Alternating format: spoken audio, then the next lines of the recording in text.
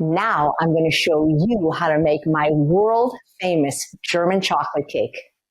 So there are three components to my world famous German chocolate cake: the cake, the filling, and the frosting. And I'm going to show you how to make all three. But first we're going to make the cake because that does take some time to bake. I love mixing everything in a high-powered blender because then I don't have to dirty a lot of bowls or measuring cups, because there are actually lines on here that tell you exactly what the measurement is, and I use that to put my date syrup in. You can make your own date syrup. It's rather labor intensive, and now that they have good quality organic brands available even at Walmart, I love to buy the I Love Date Lady date syrup because it's great. So I've got my date syrup already in my blender, and then I'm going to add my non-dairy milk. I tend to use vanilla almond milk because that's just my favorite, but feel free to use any of the wonderful non-dairy plant milks that are now so readily available. And then I have my unsweetened applesauce, which if you have a high-powered blender, you can make. So I'm just going to blend this a little bit. You could probably put everything in, but let's get the liquids all incorporated.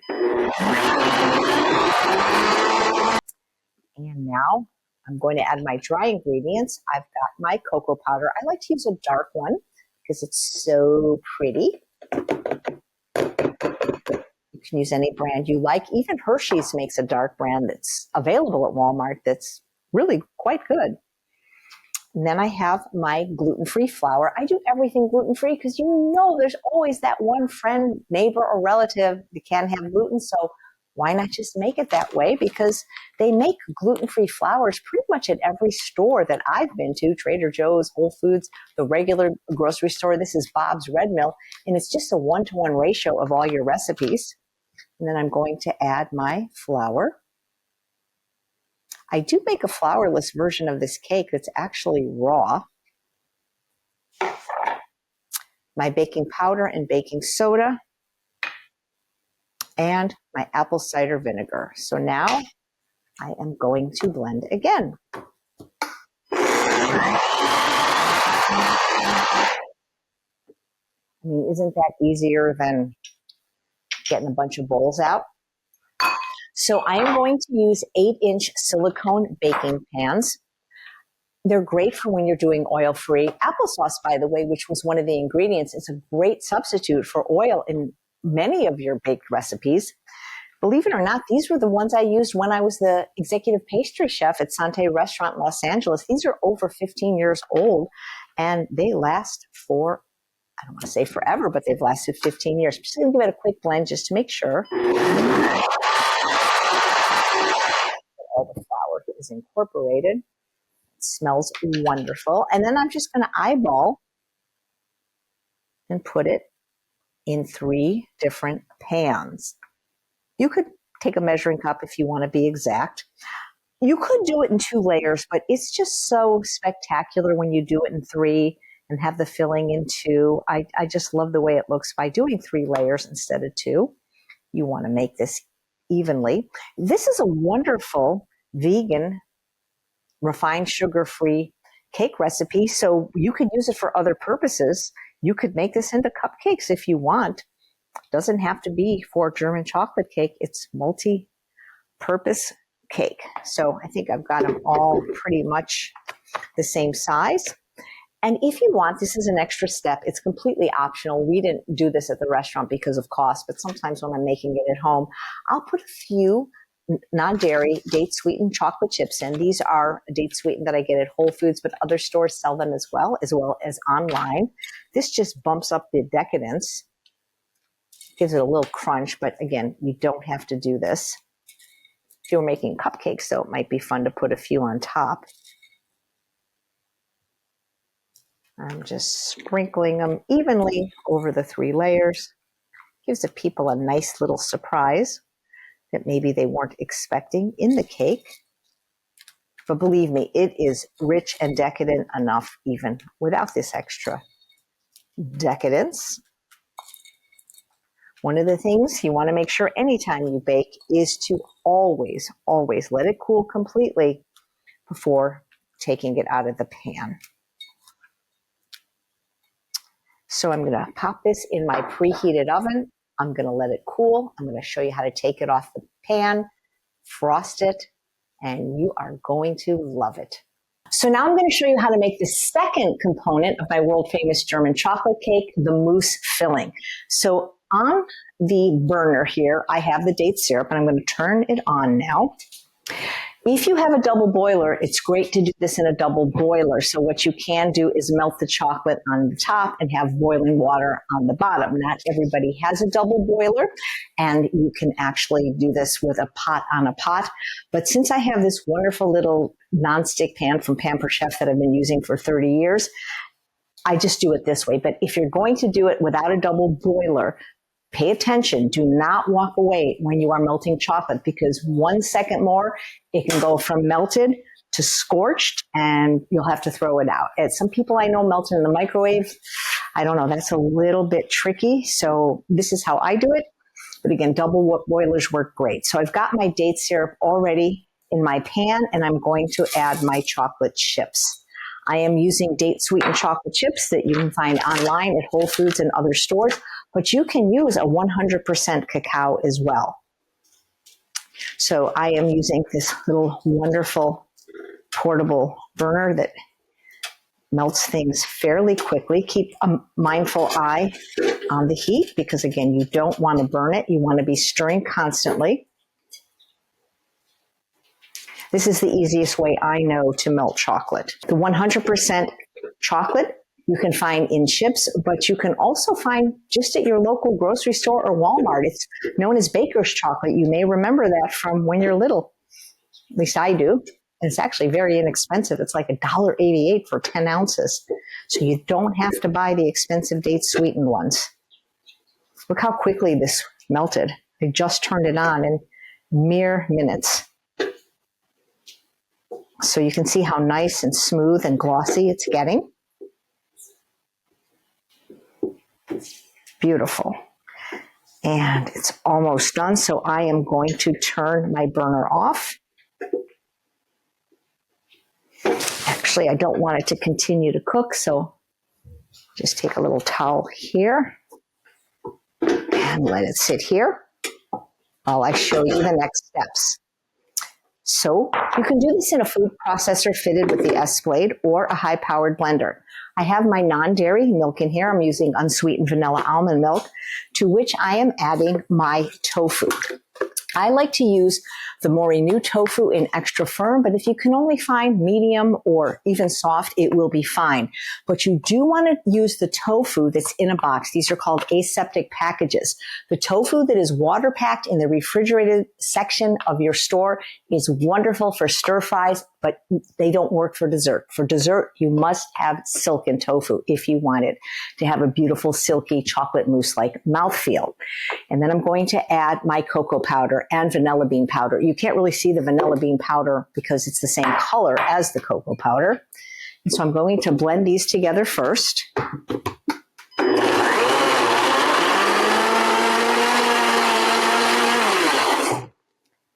And then I'm going to carefully add my hot melted chocolate. Wow. I'll tell you, I used to be a Pampered Chef representative. I don't know if they still sell this pan, but it is wonderful. And it's not nonstick the way Teflon is nonstick. It's made with hard anodized steel, and it's just amazing and easy to clean up. And now I am going to blend again till everything is nice and smooth and fully incorporated.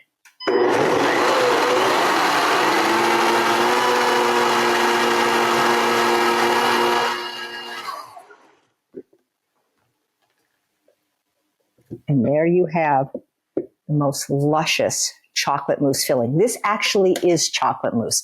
When I'm making it for chocolate mousse, I may cut back on the non-dairy milk a little to make it even thicker, but for a filling, we want it to be spreadable. So I'm going to transfer this to a bowl, let it chill for a little bit, and then I will show you how we frost the layers with the mousse. So now I'm going to show you how to make the third component of the world famous German chocolate cake, the frosting. And what I love about it is it has many uses other than in the German chocolate cake. So you'll need a food processor fitted with the S-Blade. Always get the biggest and the best that you can afford. Remember, You can always do a small recipe in a big machine, but not a big one in a small machine. So the first thing we're going to do is make date paste. And so you'll need to soak your pitted dates several hours. If you need it to go quickly, then use boiling water. And you don't ever want to throw out the soak water from the date paste. That's gold. That's where all the sugar from the dates is. Now, if you're soaking things like nuts and seeds, of course, you need to rinse and throw that away. But don't ever throw away the soak water from the dried fruit. That's gold. So we're just simply going to place this in our food processor fitted with the S blade with some pure vanilla bean powder. And then we will process until smooth.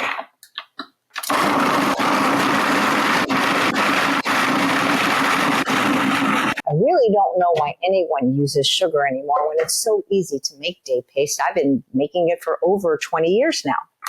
So we're going to take our date paste and place it in a bowl that has our chopped pecans. Now you can use roasted if you like, or toasted, which you can actually buy in some stores. I'm using raw. Just please make sure to use unsalted, because salted pecans I don't think would taste very good in this cake. There is so many uses for date paste. It keeps for several months in your refrigerator and even longer in your freezer. And the vanilla just takes it to the next level. You can see that quite a bit of it is stuck to the blade. The easiest way to get the extra stuff off the blade, whether you're making date paste or hummus, is to simply put the top back on, briefly pulse, and through the magic of centrifugal force, that blade is almost completely clean now. You can see how much date paste would have gone to waste if I had simply not done that.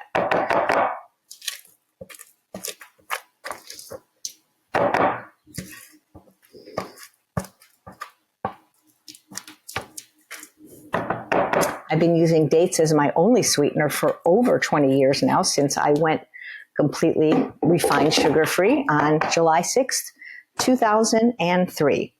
And then I'm going to add my shredded coconut. This is unsweetened coconut. I like to use the medium shred for this recipe. Coconut also comes in a large shred, which I think is a little bit too crunchy for this recipe. But a small fine shred could work. I just think it looks so pretty in the medium shred. It kind of reminds me of like caramel pecan frosting. Now, this is going to be used to frost the cake, and I'm going to put this in the refrigerator to chill a little bit, but actually the texture is perfect. We could use it like this. But other things you can do with this frosting is you can take an apple and dip it into it. It'll be amazing, little slices of apple. You can get a stick at the craft store, stick it in an apple and coat it with it, so have the most decadent and delicious caramel apple. And you can even add oats to this, and if you have a dehydrator, dehydrate this for the most decadent caramel pecan granola. So there we have our beautiful frosting that is going to frost all 3 layers of our German chocolate cake, and I'm going to show you exactly how to do that. So now that you've baked the cake, made the chocolate mousse, and made the caramel pecan frosting, I'm going to show you how to assemble it and put it all together. So here I have my 3 beautiful cake layers. It's very important you let these cool completely, or they might stick to your silicone baking pan. I like to use this tower of cooling trays. If you don't have it, that's fine. Just make sure they cool completely. You know how they say you can't hurry love? You can't hurry cake.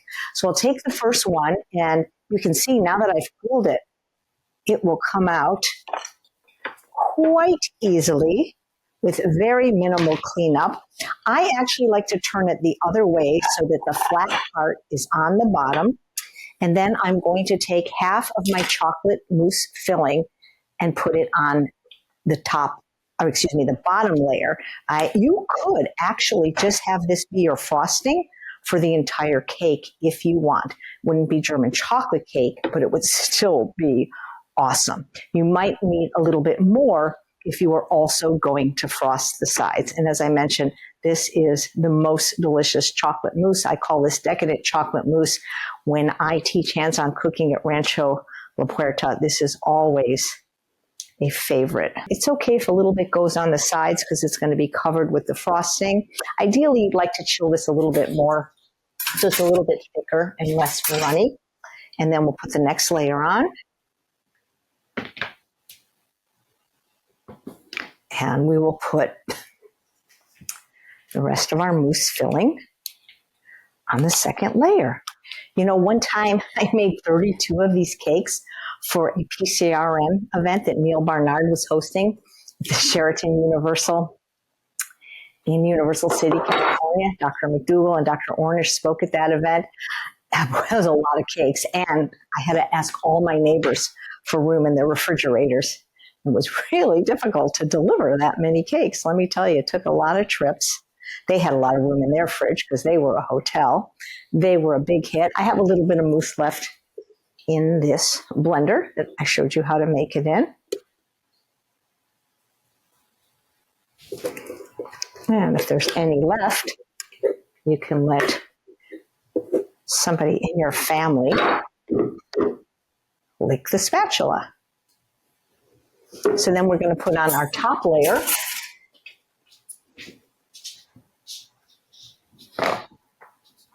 And then we are going to put on our caramel pecan frosting.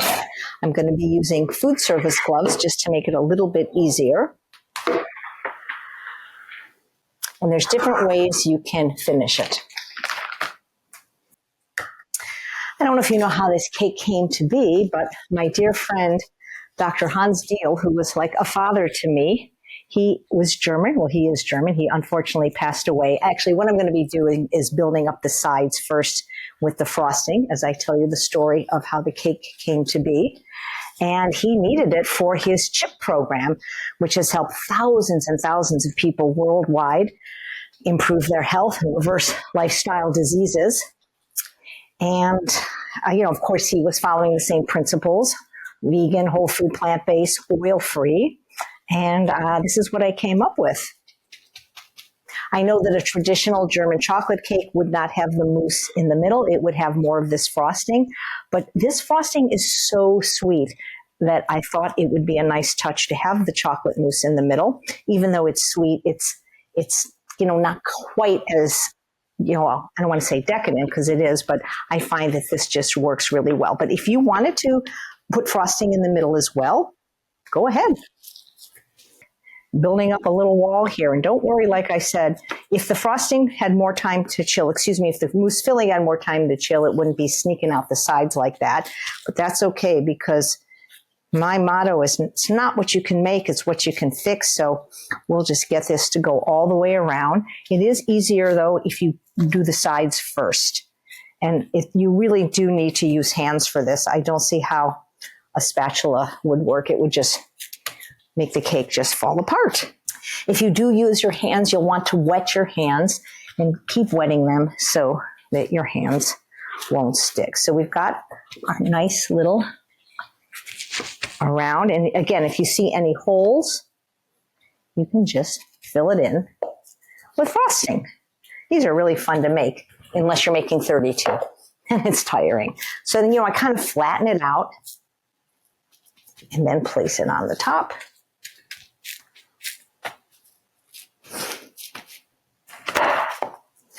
And if I'm missing any, I'm just going to have to steal it from the sides. But don't worry, you won't break the cake. You can push it up. You can push it around. You will want to keep this cake in the refrigerator. Actually, pretty much every dessert recipe I make, with maybe the exception of some of the cookies, do need to be stored in the refrigerator because, there's no preservatives in anything I make, or stabilizers like in commercial baked goods that you could buy, and years later, they're perfect. So I'm just going to press this out. We need a little bit more. So we're going to steal it from a side. It's okay to do that. There's plenty of frosting. And you can just keep going around with your hands. Now, you can leave it like this. A lot of people do. They don't go any further. This is the cake. My sister likes to make a lip, like a kind of a fancy lip, around. I don't do that, but that's a nice look. What I like to do is decorate it in a couple of different ways or a combination of ways. One thing I like to sometimes do is just place pecans kind of around the top. You could do chopped pecans, but I think whole pecans like I have here, unsalted, work the best. You can sprinkle it with coconut. Some people like Hannah Kaminsky, who shot the photos for my book, only did the coconut on the sides. That is fine. Just going to smooth this out as much as I can. So now I'm going to take some pecans. And if you have any extra date paste, you can use that as glue, but you probably don't need to. You can just press it down. What's nice about the pecans is actually it's like a little marker for where to cut it. That can be very helpful. So depending on how many slices you want to get, you can use the pecans as markers. I have gotten up to 24 slices from this cake. It is so rich. It is so decadent. You don't want to get 12 or 16. Well, maybe you do. Who am I to talk? Maybe somebody can eat that much cake and richness, but you can do whatever you like. It does freeze well, except that it is so big, it's very difficult to find room in one's freezer to freeze it. The other thing you can do is, you can make the components in advance. So if you know you need this for a dinner party Saturday night, you can make the components Friday and then you can, finish it then. So what I like to do, there's different grades of coconut in how fine they are. So this one kind of looks a little bit like snow. So I'm going to sprinkle this very gingerly on top, just for a nice look. And then I'm going to take the shreds that we used to make the frosting and kind of go around and get those to stick. That's kind of pretty. Just working it around and around. Now, this is something, as you see, it kind of makes a mess, so I would normally do this over my sink. I'm just going to go all the way around.